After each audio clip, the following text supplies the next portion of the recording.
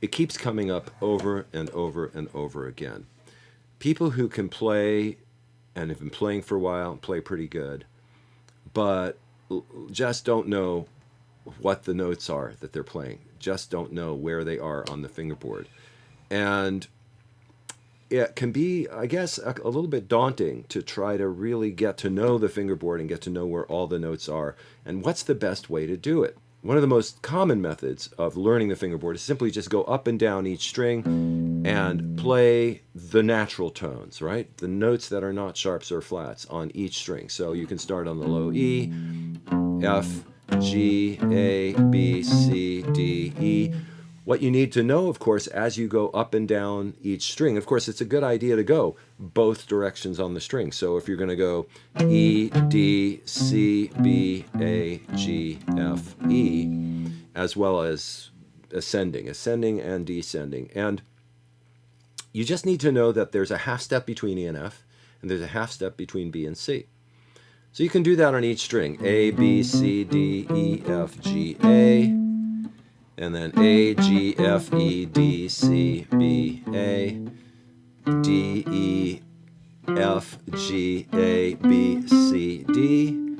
D, C, B, A, G, F, E, D. Etc. on each string. And that'll sort of get you there. That'll get you there. But it's not a whole lot of fun. And it doesn't necessarily give you, it's not, I don't know, it's like not, is it the best way to do it? I mean, maybe there isn't a best way, but there's other ways. The thing that's wrong with doing it all up and down each string is that you get what's going on each string, but you don't get what's going on when you go from one string to the next. That's just as important, if not more important. So how do you get there? Okay, well, there's landmarks on the fingerboard, and some of them are really easy to identify. The most important landmarks on the fingerboard are, of course, the open strings, the notes on the open string. Now, if you don't know those, learn them right now, this moment, because you need those, because you don't just like tune the guitar and then forget what the notes are, right? I have had people tell me, oh, I tuned my guitar with the tuner, and then but I can't remember what those notes are. Well, you got to remember them, okay? E, A, D, G, B, E. E, A, D, G, B, E. And I'm not big on mnemonics, so I'm not going to give you a mnemonic, a set of words that begin with each of those letters. I'm not going to do that because you just need to treat that, E, A, D, G, B, E, that's a word now. Treat that like it's a word. E, A, D, G, B, E. E, A, D, G, B, E. E, A, D, G, B, E. Yeah, it's 6 syllables. E, A, D, G, B, E. That's the word, okay? Of course, there are intervals between those notes, and that also helps. For instance, 4 between E and A, E, F, G, A, 4. A, B, C, D, 4. D, E, F, G, 4. G, A, B, 3. B, C, D, E, 4. So if you're going to remember anything as a sort of a framework for identifying the notes of the open strings, 4, 4, 4, 3, 4. 4, 4, 4, 3, 4. 4, 4, 4, 3, 4. 4, 4, 4, 3, 4. E, F, G, A, 4. A, B, C, D, 4. D, E, F, G, 4. G, A, B, 3. B, C, D, E, 4. Now that 4, 4, 4, 3, 4 pattern happens on the open strings when it comes to natural tones. We're just talking about natural tones now, no sharps or flats. We need the notes of the key of C, or the natural tones, or the white piano keys, not the sharps or flats. So the open strings, no sharps or flats there. The 5th fret, A, D, G, C, E, A. A, B, C, D, 4. D, E, F, G, 4. G, A, B, C, 4. C, D, E, 3. E, F, G, A, 4. 4, 4, 4, 3, 4. Another idea to remember just on its own. We're not looking for mnemonics. The problem with mnemonics is you remember the mnemonic and then you don't understand like why there is a mnemonic. Like what is it trying to tell you other than just remember? It's another thing to remember. So let's just focus on the thing that is actually happening here. A, D, G, C, E, A. That's a new word. A, D, G, C, E, A. A, D, G, C, E, A. Just say it. It's your new mantra. Okay, we've got E, A, D, G, B, E, open strings, A, D, G, C, E, A, 5th fret, D, G, C, F, A, D. D, G, C, fad. That actually spells a word, sort of, in there. D, G, C, F, A, D. And of course, it's 4, 4, 4, 3, 4. 4, 4, 4, 3, 4.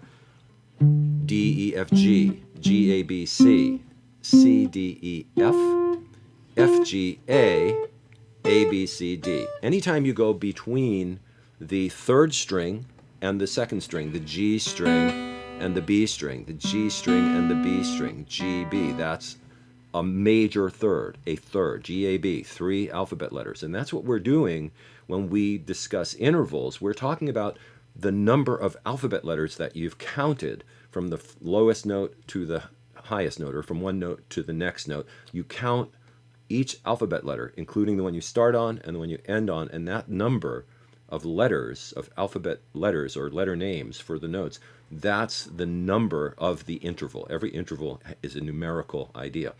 So 4, 4, 4, 3, 4, when you go across the strings in any fret position, but in particular the open strings, the 5th fret and the 10th fret, that's where the natural tones line up. And you just want to know that, right? That's where the natural tones line up. There are no other fret positions except the 12th fret, which is the same as the open strings, of course, and then it happens again at the 17th fret, which is the same as the 5th fret.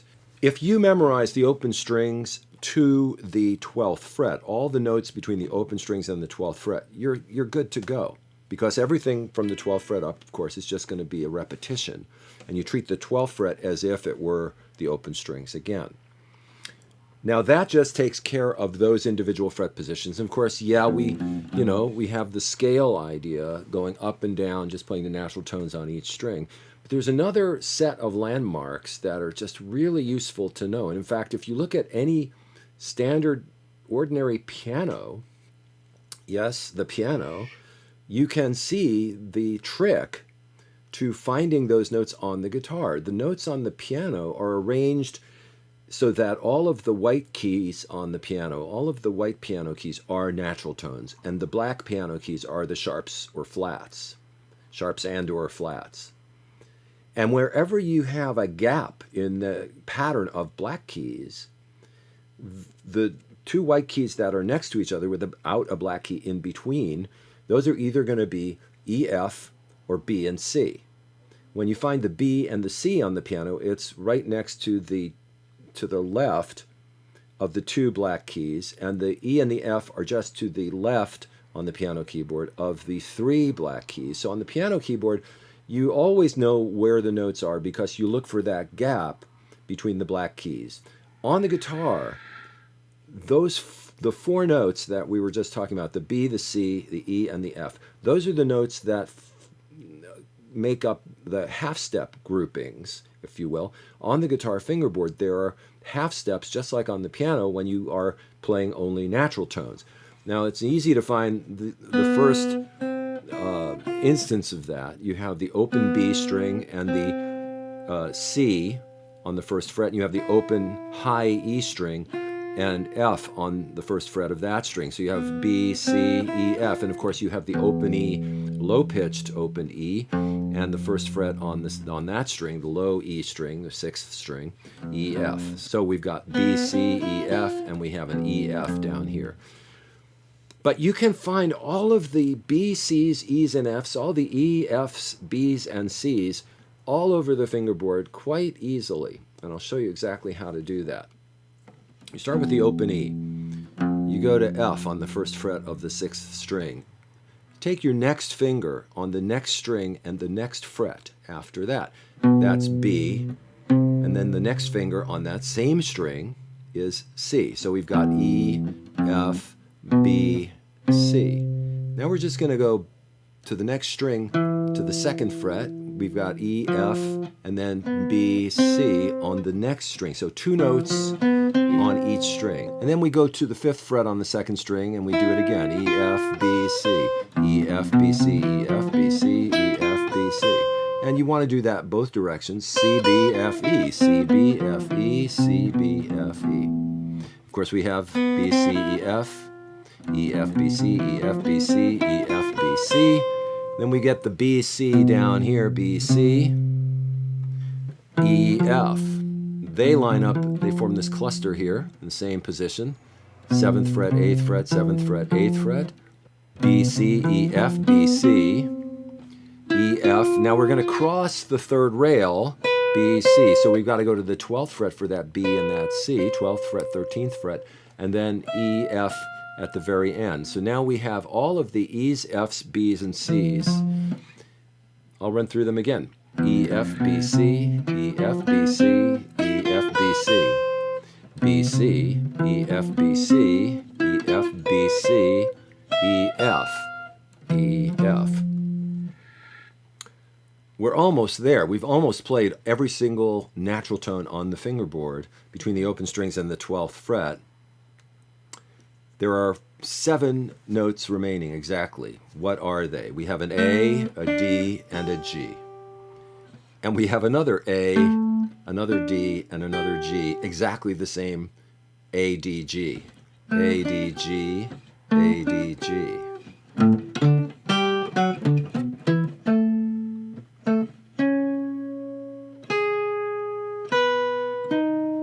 No, we're not going there. Oh, and G down here. So that's it. Every single note on the fingerboard that is a natural tone, not a sharp or a flat, the sharps and flats will take care of themselves once you get the natural tones. So just a quick review. All the open strings are natural tones, E, A, D, G, B, E. All the notes on the 5th fret are natural tones, A, D, G, C, E, A. All the notes on the 10th fret, D, G, C, F, A, D. They're natural tones. Memorize those. Just memorize those positions. Half steps. E, F, B, C, E, F, B, C, E, F, B, C, C, B, F, E, C, B, F, E, C, B, F, E, B, C, E, F, B, C, E, F, B, C, E, F. Oh yeah. A, D, G, A, D, G, G. All the natural tones. Every single one of them. And there are 42. So if you're keeping score, 42 natural tone positions on the guitar between the open strings and the 10th fret, and 48 if you add the 12th fret in, and 49, 50, 51 if you add the 13th fret, just, keeping inventory here. So you ought to know that. Now, once you have that, I know that's an A.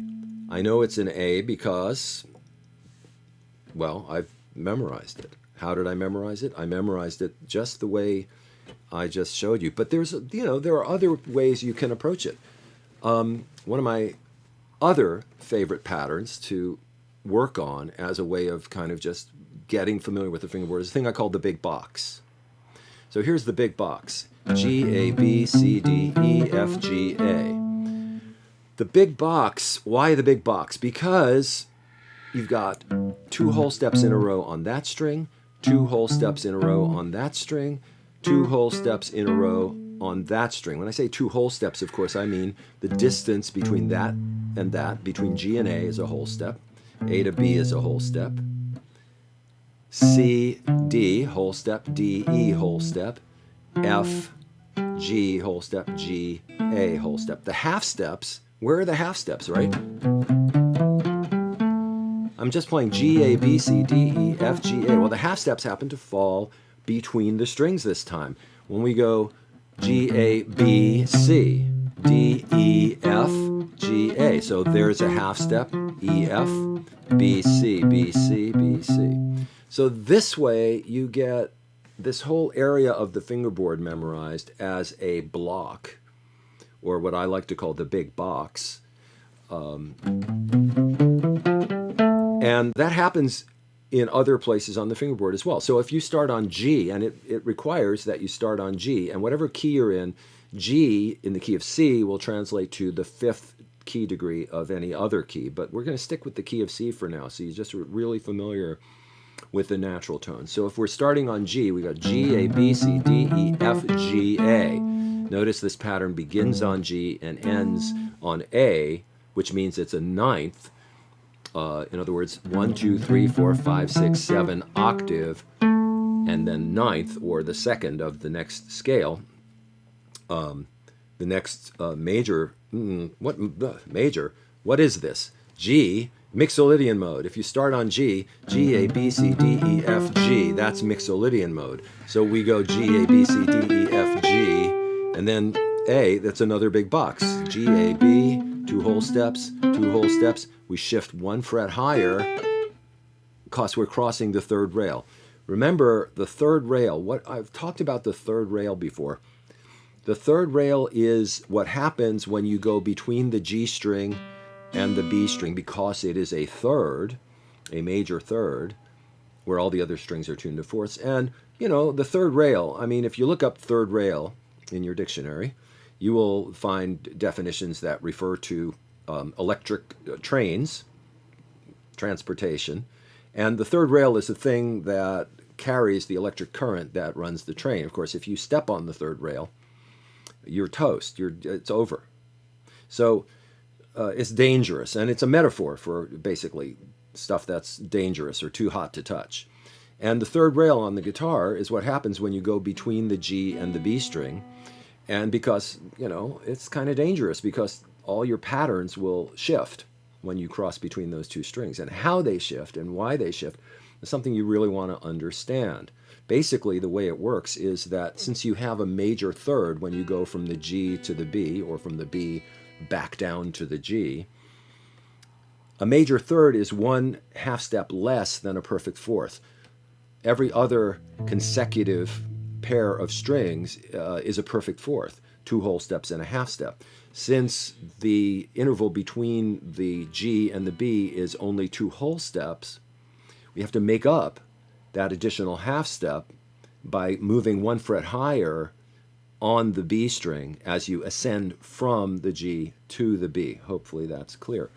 So when you play the big box down here, you've got G, A, B, C, D, E, F, G, A, and all the notes line up on the same 3 frets, on the 3rd fret, 5th, 7th, 3rd, 5th, 7th, 3rd, 5th, 7th. But when you play the big box in the next position, starting on the 4th string, then the notes line up on the 4th string with the 3rd string, but when you go to the 2nd string, you have to go 1 fret higher. So instead of going 5th, 7th, 9th, 5th, 7th, 9th, on the 2nd string you go 6, 8, 10 fret positions. But the fingering is the same, right? You're still playing whole step, whole step, whole step, whole step, whole step, whole step, and there's still a half step in between when you cross between strings. Just starting on G will get you the big box. So if we start on the open G, G, A, B, now we have to go up a fret, C, D, E, because we crossed the 3rd rail. And now we stay in that same position, because once you cross the 3rd rail, what happens between the B string and the high E string is the same as every other consecutive pair of strings, because it's tuned to a 4th. So it's C, D, E, 1st, 3rd, 5th fret, and then F, G, A, also 1st, 3rd, 5th fret. So there are three big boxes. One starts on the 6th string, one starts on the 4th string, one starts on the 3rd string, one starts, there's 4. There are 4 big boxes. One starts on the 5th string on the 10th fret. And there are 3 different shapes. I guess that's what I meant to say. There are 3 different shapes, because the 6th string shape, one that begins on the 6th string, and the 5th string shape, they are the same shape, because both of them are below the 3rd rail. In other words, lower in pitch than the 3rd rail. 6th string, 5th string, 4th string does not cross between the G and the B, of course. It's only those strings. And then that one, and then G. And anytime you just find G G, A, B, C, D, E, F, G, A. That's the big box.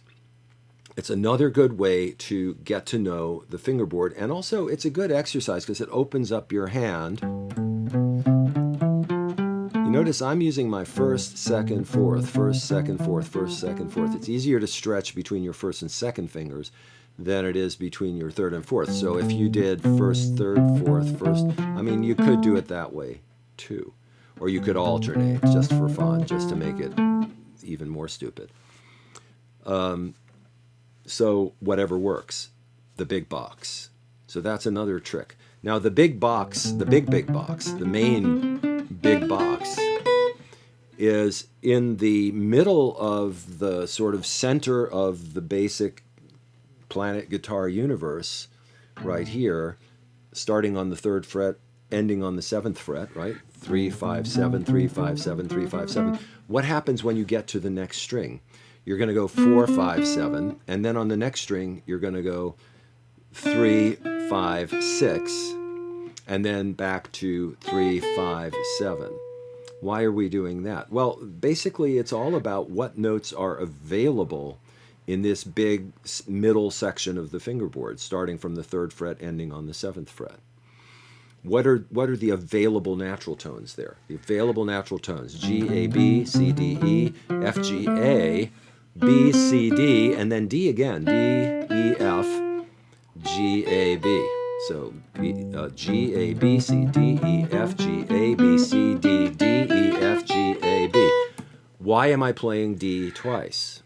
I'm playing D on the 3rd string here and on the 2nd string here. Why? Because it's there. Because if you don't play both of them, then you have to make a choice. You have to decide which one you're going to play. And why do you have to decide? Because you're playing a scale? This is not a scale. I mean, it is sort of a scale. But the main purpose of this pattern is to get to know where the notes are. So there's no reason why we can't have the same note twice if it falls twice in this zone. D is the only note that falls, that particular pitch is the only one that falls twice in the zone. So we play both of them. Now, if that bothers you because you want to treat all the notes equally, well, that's fair, then play every single note twice, like so. G, G, A, B, B, C, C, D, D, E, E, F, F, G, G, A, B, B, C, C, D, D, E, F, F, G, G, A, B. In other words, you play each of the individual Ds only once, thereby playing that note, that pitch, twice. But every other note, you actually pluck the same position twice.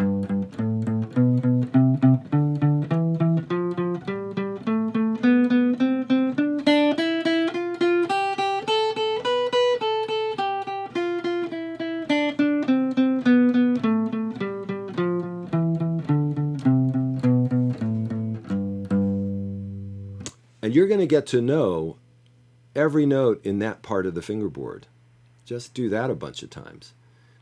So to kind of round all this off, we have, of course,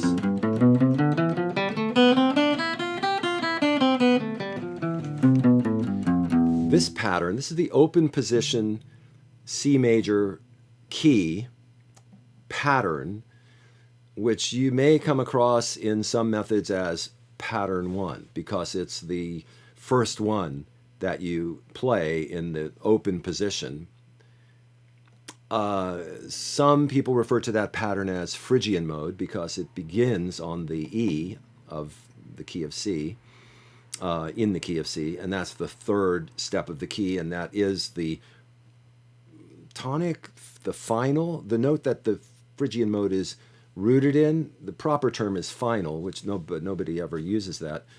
Sometimes people will say it's the root of the Phrygian mode. Technically not correct, but you hear it a lot.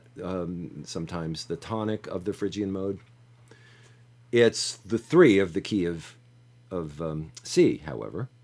And I like to call this pattern the 3 zone because the lowest note is the 3rd of the key. And I don't want to kind of confuse matters by using a mode name for something that isn't strictly speaking actually a mode. modes are complicated enough, and I want to do another video about modes. Modes are complicated enough without using the names of modes to define things that are not actually modes.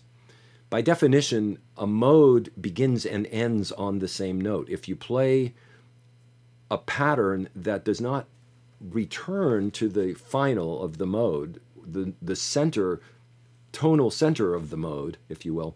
In other words, if you're playing Phrygian mode, E, F, G, A, B, C, D, E, that's Phrygian mode. E, F, G, A, B, C, D, E, that's Phrygian mode. If you play E, F, G, A, B, C, D, E, F, G, A, B, C, D, E, F, G, and you leave it there, that you cannot really, strictly speaking, call that Phrygian mode because you ended on G, and that implies that that's where it was leading. Well, why isn't that Mixolydian mode? Just because it started on E. The beginning and the end of the mode are equally important. If anything, the end is more important than the beginning. Resolution is where it's at. It's where the music is going that really defines what mode it's in, whether it's in a major key or a minor key. It's where it's going, not necessarily where it starts. So I'm not going to call this Phrygian mode any more than I'm going to call that Mixolydian mode. I mean, it started on G, descending. But now that sounds more Phrygian to me because it ends on E, but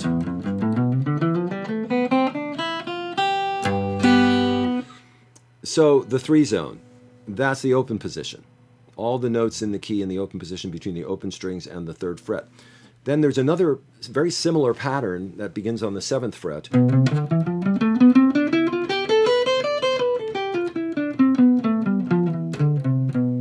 Which, because it may be the 4th pattern in some book, it is sometimes called pattern 4. It begins on B on the 7th fret, and B is the 7th note of the key of C by an interesting coincidence. And so I like to call it the VII Zone. I'm not going to call it Locrian mode for the same reason that I don't call the first position or the open position pattern Phrygian mode, because again, it begins on B in the key of C, but it ends on D.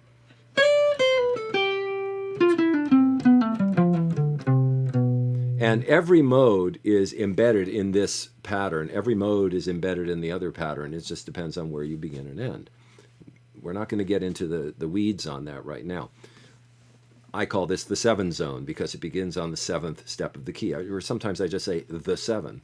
7, 1, 2, 3, 4, 5, 6, 7, 1, 2, 3, 4, 5, 6, 7, 1, 2, or B, C, D, E, F, G, A, B, C, D, E, F, G, A, B, C, D.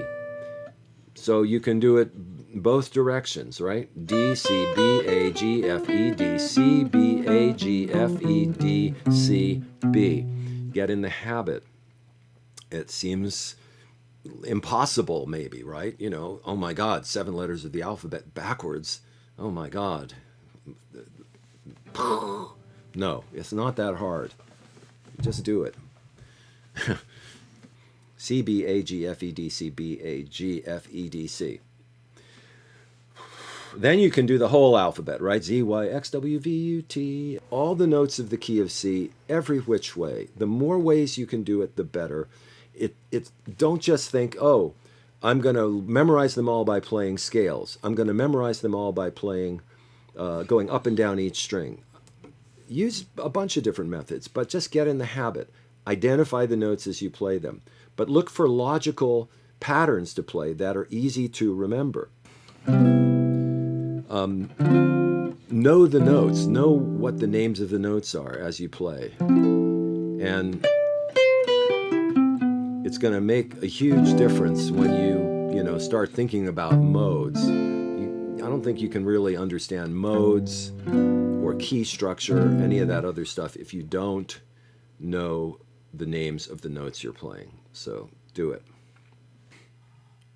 So once again, I want to thank everybody who is subscribed, and please like and subscribe, like and subscribe. I again want to keep doing these, and if you have any questions, any thoughts on anything that comes up in any of these videos, or if you have some aspect of music theory or the guitar that you think I should cover, just let me know in the comments, and I will do my best. All right. See you around.